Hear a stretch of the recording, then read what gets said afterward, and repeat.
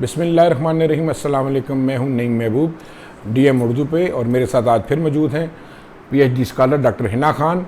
और आज हम बात करेंगे कश्मीरी हुर्रियत लीडर यासीन मलिक के हवाले से।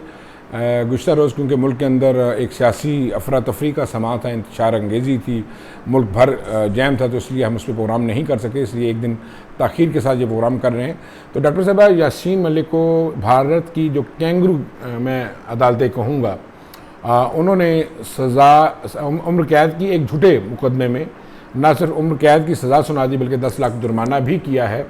और गुज़श्ता कई सालों से यासीन मलिक साहब जो हैं वो भारत की कैद में और बिला वजह कैद में हैं।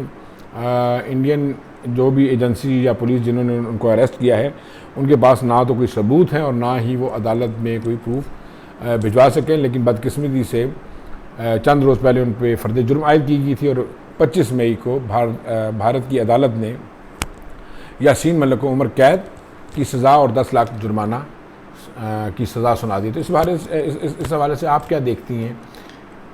Again a very condemnable issue.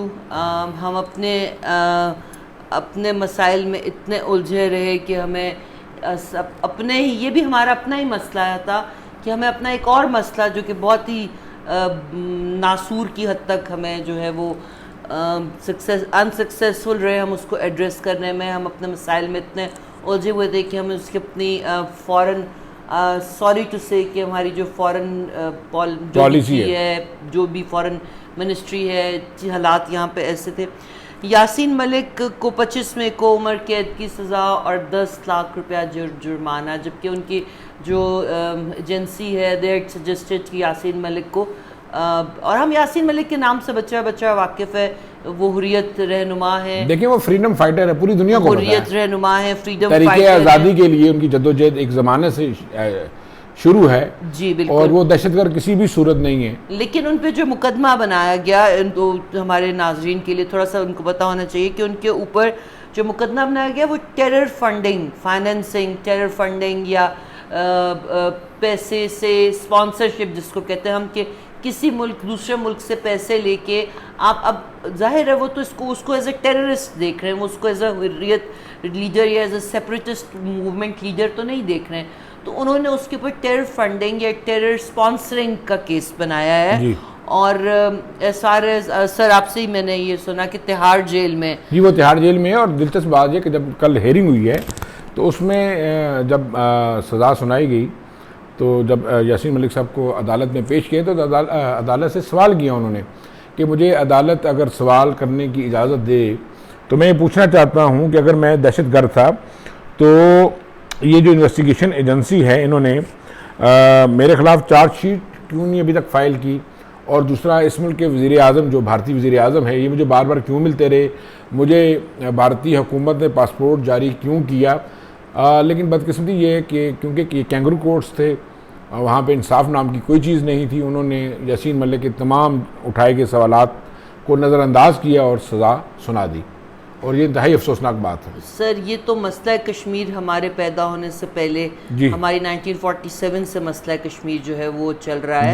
और यासीन मलिक ये कोई नया मसला नहीं है। इससे मेरा ख्याल है कि अगर मतलब हर पाकिस्तानी को वाकिफ़ है और होना चाहिए कि ये एक्चुअली हमारी फ्रंट लाइन है कश्मीर की साइड के ऊपर, ये एक्चुअली हमारी फ्रंट लाइन है। और ये वो जिनको हमारे हुर्रियत रहनुमा हैं जो लड़ रहे हैं, आपके ही ये फ़ौजी हैं जो आपकी फ्रंट लाइन पे लड़ रहे हैं, क्योंकि अगर इंडिया इनको कैप्चर कर लेगा तो स्ट्रेटजिकली स्पीकिंग वो एक line, India will head come line come ahead to you.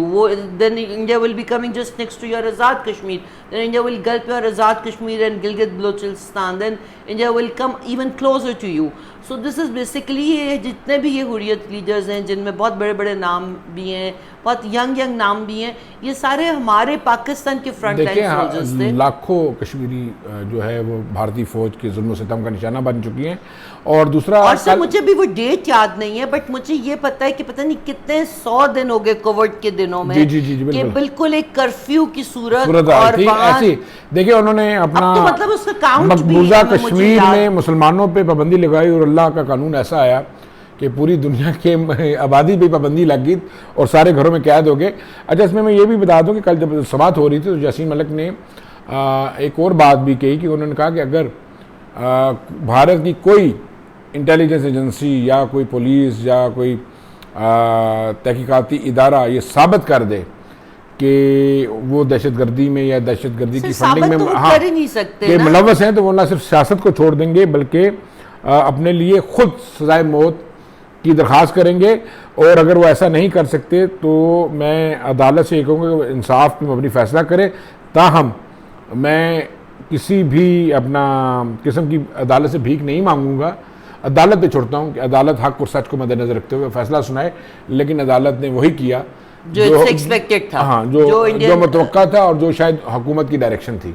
Sir वो ऐसे ही है। और इसके पीछे फिर अगर हम चले जाएं मोदी सरकार की, और वो एक बहुत लंबी डिबेट हो जाएगी। ये प्रोग्राम बिल्कुल हम उसके लिए 10 अलग प्रोग्राम करने पड़ेंगे कि जो इनका बेसिकली जो माइंड सेट है इंडियन बीजेपी वालों का, और ये जो शिव सेना का, और जो इनका जो माइंड सेट है, और जो इनको पंडितों की वहाँ राज चाहिए, और जो कश्मीर इनके लिए मायने रखता है, वो फिर हम नेहरू और फिर इंदिरा गांधी, मतलब we have to go really back into ages for that. But coming back to where we were and where we are, जो कुछ हुआ we I think it was our responsibility the way मिसाइल मलिक ने रिक्वेस्ट किया था through out, और उन्होंने हाथ जोड़ के रिक्वेस्ट किया था सारे पॉलिटिकल लीडर, खासतौर में खले खान साहब को। उन्होंने कहा था कि आपकी 25 से 26 से 27 से कुछ नहीं होगा, प्लीज आप उसको आगे ले जाइए। लेकिन खान साहब ने इस पे ध्यान नहीं दिया।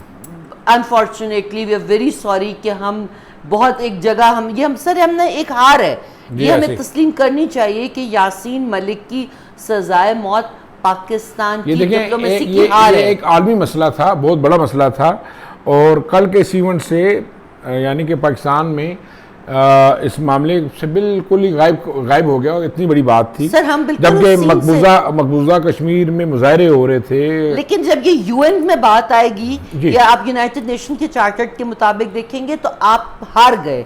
अनफॉर्चुनेटली यासीन मलिक को कैद नहीं हुआ, बट पाकिस्तान उसकी बैकिंग में, इस कश्मीर की सपोर्ट में अपना role play, the way I see it, बिल्कुल नहीं अदा कर सका। बिल्कुल ठीक है, बहुत बहुत शुक्रिया डॉक्टर हिना। बिल्कुल जनाब, ये ना सिर्फ हमारी सियासी तौर पर नाकामी सामने आई इसमें, बल्कि मैं हुकूमत से ये दरख्वास्त करूँगा कि वो इस मामले को फौरी तौर पर अक़वाम मुत्तहिदा में लेके जाए, आलमी सतह पर इस मामले को उठाए, क्योंकि ये रोज़े रोशन की तरह वाज़िया है और हक सच है कि यासीन मलिक एक हुर्रियत लीडर हैं जिनका काम सिर्फ तहरीक आज़ादी के अलावा कुछ नहीं है। और उन पर जो इल्ज़ामात लगाए गए या जो उन पर मुकदमा बनाया गया वो मुकम्मल झूठ पे मबनी है। बहुत जल्द फिर मिलेंगे। इजाज़त दीजिए नईम महबूब और डॉक्टर हिना को। अल्लाह हाफिज़।